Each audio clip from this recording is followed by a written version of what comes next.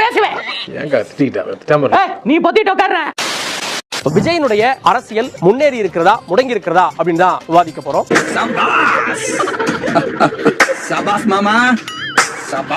Thiru Veera Vigneswaran தாவேகாவிலிருந்து, Fathima Fergana நாம் தமிழர் கட்சியிலிருந்து, ஒருத்தன் முட்டா பீஸ் இன்னொருத்தன் முரட்டு பீஸ், டாக்டர் ஷர்மிளா அவரையும் நிகழ்ச்சி கண்போடு வரவேற்கிறேன். இந்த அம்மா தாண்டா அந்த வீட்டுக்கு மெயின். கதையை இப்பதான் ஆரம்பிக்கிறேன். இப்போ சமீபமா முன்னேறி இருக்கதா பாக்கலையா, முன்னேறி இருக்கா முடங்கி இருக்கா? முன்னேறி இருக்கா முடங்கி இருக்கா அப்படிங்கறத தாண்டி ரொம்ப முரண்பாடா இருக்கு அப்படிங்கிறது தான் எனக்கு வந்து இது நம்ம தலைப்புலயே இல்லையே. இது நம்ம லிஸ்ட்லயே இல்லையே. அடேங்கப்பா. டிஎம்கேங்கிறது இந்தியா கூட்டணியில இருக்கிற பிஜேபியோட ஸ்லீப்பர் செல். இல்ல இப்போ சிபிஐ விசாரணை வேணும்னு பாஜகவும் சொல்லிச்சு, தாவேகாவும் சொல்லிச்சு கரூர்ல. அந்த குரல் ஒரே மாதிரி இருக்கு. மூணு பேருக்கு யாருக்குமே என்ன பண்ண அடிக்கிறா? நீதி சிபிஐ நாங்க எந்த இடத்துல இங்க கட்சி சார்பிலையோ பொது விவாதத்திலயோ இல்ல நீதிமன்றத்திலயோ நாங்க எந்த இடத்துல சிபிஐன்னு சொல்ல. அப்புறம் நீதி வேணும்னு எழுதுறீங்க. நீதி வெல்லும் நாங்க என்ன சொல்லுவோம்னா பாதிக்கப்பட்டது எங்க மக்கள். எங்க நான் முடிச்சுக்கிறேன். அது நீதிமன்றம் சொல்லும், நீதிபதிகள் சொல்லுவாங்க.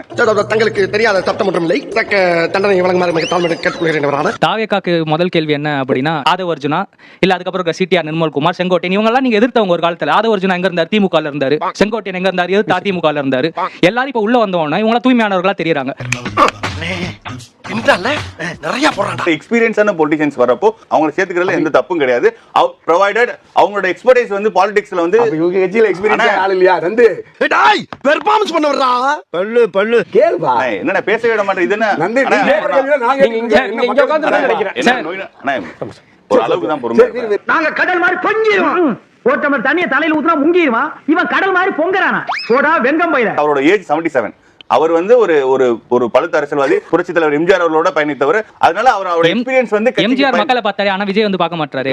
இடியே ஆனாலும் தாங்கி கொள்ளும் இதயம். என்னங்க எம்ஜிஆர் மக்களோட பயணிச்சார், ஆனால் விஜய் வர மாட்டாரு. நீங்க நான் சில விஷயம் கிரிட்டிசிசத்தை வந்து நான் வந்து விரைவில் தலைவர் மக்களை சந்திப்பார். நீ எதுக்கு அதெல்லாம் கனவுல எதுக்கு பதில் சொல்லணும்ங்கற வாய்ப்பே இல்லை. விஜய் அவர்கள் தன்னுடைய கூட்டத்திற்கு வருகிற ரசிகர்களை கட்டுப்படுத்தினாரா? அதுதானே கேள்வி. ஏங்க இந்த இன்சிடென்ட் நடந்ததுக்கு ஒரு குறுகலான இடத்துல ஆனா முடிச்சுக்கிறேன்.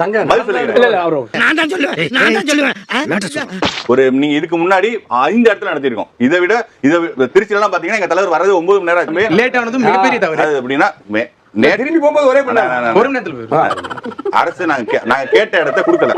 அதான்